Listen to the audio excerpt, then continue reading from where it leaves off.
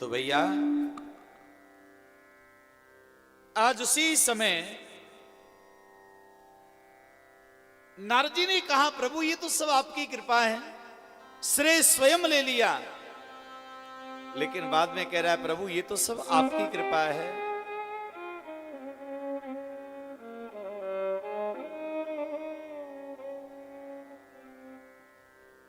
कहा, प्रभु अब मुझे आज्ञा दीजिएगा।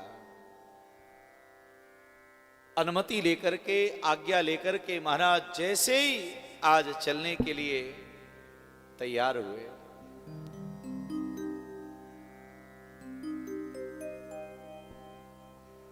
महाराज और उसी समय जैसे ही नारद जी महाराज चले तो भगवान की विचित्र माया देखिएगा आप। एक सुंदर नगर का निर्माण कर दिया है और उस नगर के एक राजा और उनकी एक पुत्री है, जिस पुत्र का नाम विश्वमोहिनी है। नारद जी ने देखा, महाराज इतना सुंदर नगर, अभी इसी मार्ग से मैं आया था, अभी तो यहां पर कुछ भी नहीं था, अब इतना सुंदर भवन यहां पर, यहां के लोग कितने सुंदर हैं, नर नारी, वहां के सेवक सेविकाएं बड़े सुंदर। तो कहा ये सब क्या है? लोगों ने बताया, महाराज ये दिव्य नगर है, यहाँ के राजा हैं शीलनिधि, उनकी बेटी का नाम विश्वमोहिनी है और आज उनका स्वयंवर है विश्वमोहिनी का। अच्छा, लोगों ने कहा, महाराज नारद जी जब आप कृपा करके आई गए हो तो एक काम और करो ना, थोड़ा विश्राम कर लो यहीं और बेटी को आशीर्वाद देकर के जाना, ऐसा कहा। नारद जी ने विचार किया, जब यहाँ के नर नारी लोग इतने सुंदर हैं तो राजघराने के लोग कितने सुंदर होंगे, मुझे चलना चाहिए। तो नारद जी जैसे ही वहां पहुंचे और शीलनिधि राजा आए अपनी पुत्री को लेकर और कहा, महाराज अरे नारद जी जब आप आई गए हो तो कुछ कृपा करके जरा बेटी की हस्तरेखा देखो।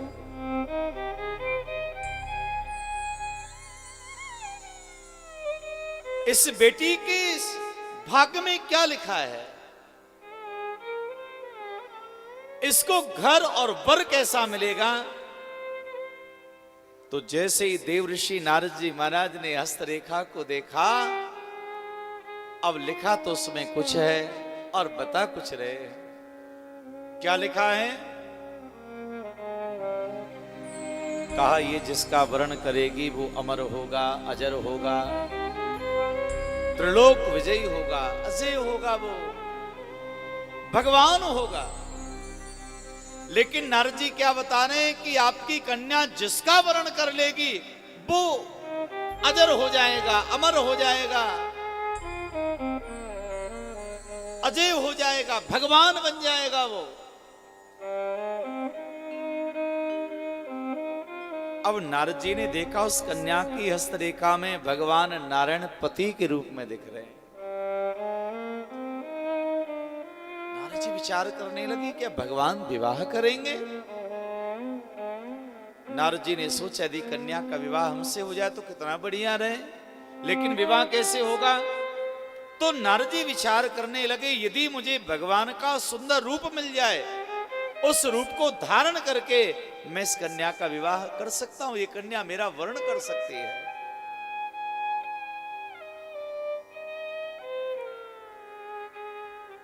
नारद जी कहने लगे, मैं चलता हूं। शीलनिधि राजा ने कहा, गुरुदेव जब आप आई गए हैं तो थोड़ा रुक जाओ ना, आज हमारी बेटी का स्वयंवर है, आप नव दंपति के लिए महाराज इनके लिए आशीर्वाद देकर के जाइएगा, आज विवाह होगा, स्वयंवर होगा। नारद जी ने कहा, नहीं नहीं मुझे बहुत काम है, मुझे जाना है। अब नारद जी जैसे निकले विचार करने लगे, महाराज अब यदि वैकुंठ जाऊंगा फिर आऊंगा बहुत समय लग जाएगा, तब तक तो सारा कार्य संपन्न हो जाएगा। तो नेत्र बंद किए। नेत्र बंद किए, भगवान का ध्यान किया, परमात्मा प्रकट हो गए।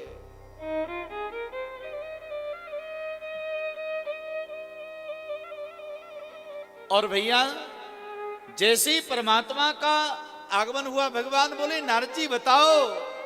नारद जी ने कहा प्रभु आपसे कुछ पूछना है। भगवान बोले पूछो। प्रभु ये बताओ आपके दाम्पत्य में बढ़िया समय पास हो रहा है या खटपट चल रही है? भगवान बोले बहुत अच्छे से समय पास हो रहा है, खटपट का तो मतलब ही नहीं है। तो क्या लक्ष्मी जी सेवा कर रही हैं? कहा बहुत सेवा कर रही हैं। अरे नारद तुम पूछना क्या चाह रहे हो? नारद जी ने कहा महाराज क्या बताऊं, अभी मैंने कन्या का हाथ देखा है और उसकी हस्तरेखा में मैंने पढ़ा है कि उसके वर के रूप में, पति के रूप में मैंने आपका नाम देखा है। तो आप कोई विवाह करना चाहते दूसरा? भगवान ने कहा नहीं प्रभु, बस यही पूछना चाह रहा था। नारद जी ने कहा प्रभु एक कृपा कर दो ना, बताओ। स्वरूपम देहि मे नाथ, सेवको हम प्रिय स्तव, व्रणो यामना यथा सावै, श्रीमती क्षितिपात्मजा।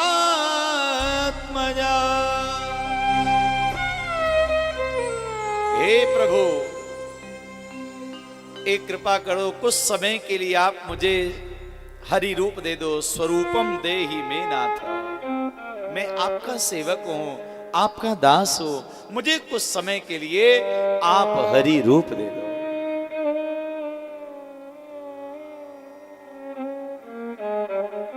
भैया भक्त भगवान से जो मांगता है भगवान दे देते हैं, लेकिन नारद जी को हरि रूप मांगने पर भगवान ने बंदर का रूप दिया। कहा क्यों? क्योंकि नारद जी ने हाथ जोड़ के कह दिया था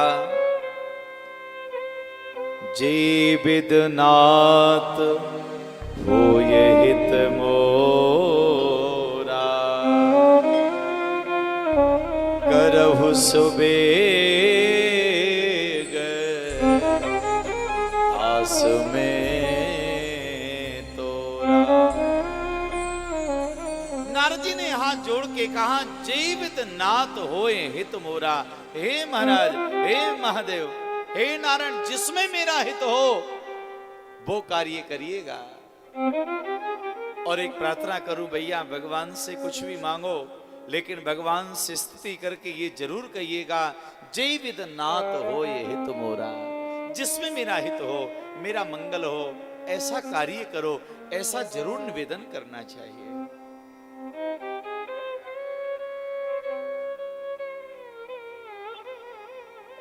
और हरि रूप में एक रूप बंदर का है, तो मेरे श्रीमन नारायण जी ने नारद जी को वो हरि रूप के स्वरूप में बंदर का रूप दे दिया। नारद जी वो रूप पाकर के परम गदगद हो गए, आनंदित हो गए। और नारद जी को लगा अब मैं भगवान के समान सुंदर हूं, मेरे समान अब कोई सुंदर है ही नहीं। भैया जो नारद जी काम को जीतने वाले आज काम में डूब करके भगवान से हरि रूप के बदले बंदर का रूप प्राप्त कर लिया और पहुंच गए वहां पर जहां महाराज उस राजकुमारी का स्वयंवर हो रहा है।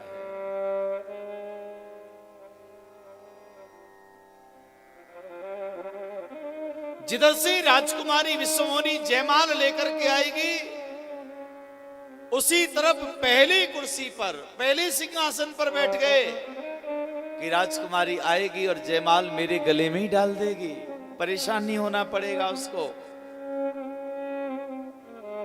लेकिन महाराज जैसे राजकुमारी विश्वमोहिनी आई और उसने देव ऋषि नारद जी का स्वरूप देखा, एकदम चिल्ला पड़ी ये बंदर कहां से आया?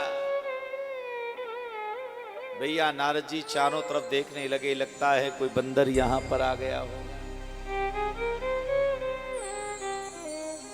तो भैया जैसे इधर उधर देखा तो कहा यहां यहाँ तो कोई नहीं है। लगता है कि महाराज भ्रम हो गया होगा। महाराज उसने पूरी पंक्ति को छोड़ दिया है। पास में शिवगण वहां पर खड़े थे। भगवान महादेव ने भेज दिया था कि तुम वहां पर जाओ और जो भी वहां पर कार्य हो सब बताते रहना। तो शिवजी के गण आपस में चर्चा करने लगे। महाराज परम सुंदर हैं आप।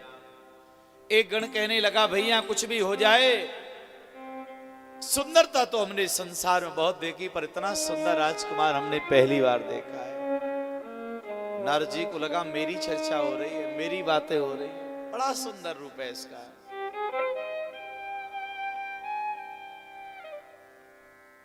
अब तो नारद जी उधर जाएं जिधर विश्वमोहिनी जाए, माला लेकर के आगे आगे जाएं, आगे आगे जाएं। भैया जो डांट लगाई नारद जी को पूछो मत महाराज। और उसी सभा में भगवान श्री नारायण एक सुंदर राजकुमार का रूप लेकर के आए और जयमाल को लिया। उस विश्वमोहिनी ने जयमाल को भगवान के गले में अर्पण करा दिया। लक्ष्मी नारायण भगवान की।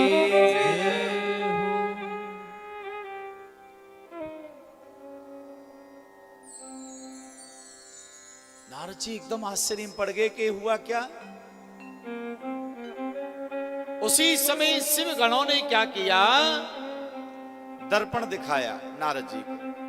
जरा महाराज देखियो तुम्हारा मुंह को ऐसा लग रहे हो। अब नारद जी ने भैया अपना मुंह देखियो। अब कोई ये बतावे इन शिव गणों को, अगर नारद जी को दर्पण दिखाना ही था तो भैया 10-15 मिनट पहले ही दिखा देते। इतना उपहास तो नहीं होता, इतनी मजाक तो नहीं बनती। संसार के लोगों की वृत्ति भी यही है भैया। हकीकत बात को तब बताएंगे जब सामने वाला कोई मतलब का नहीं बचेगा, तब सलाह देंगे ऐसा कर लेते, ऐसा कर लेते।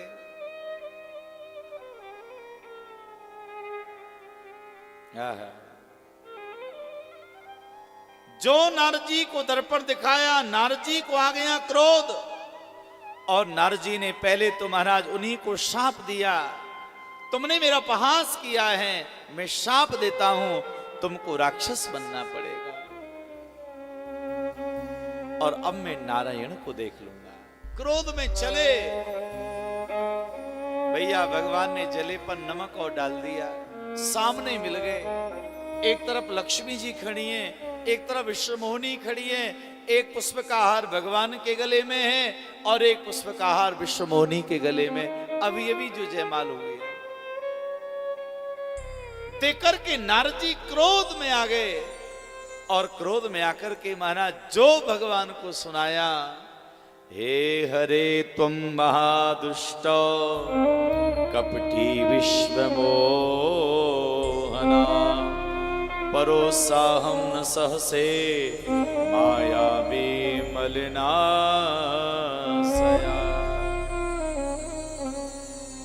हे नारायण तू बड़ा कपटी है, और आज मुझे पता चला है तू आज का कपटी नहीं, तू जन्म जन्मांतरों का कपटी है। तू तेरे जैसा कपटी कोई नहीं देखा हमने। मोहिनी रूप मादायो कपटम कृतवान सुरा। अरे अरे आपने मोहिनी का रूप बना करके देवताओं को तुमने अमृतलाया और राक्षसों को तुमने सुरा का पान करा दिया।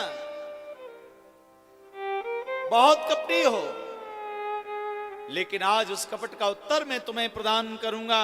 नारद जी को क्रोध आया और नारद जी ने क्रोध में आकर के भगवान को शाप ही दे डाला है। भगवान सूत जी कहते हैं, त्वं स्त्री वियोगजम दुःख्यम लभस्य परदुःखद मनुष्य गतिका प्रायो भवा ज्ञान विमोहिता। हे नारायण, आज जो तुमने कपट किया मैं साफ देता हूं। स्त्री के वियोग में जो आज मुझे पीड़ा हो रही है, तुमको भी मनुष्य बन करके आना पड़ेगा और स्त्री के वियोग में तुमको भी जीवन जीना पड़ेगा। ये शाप है मेरा।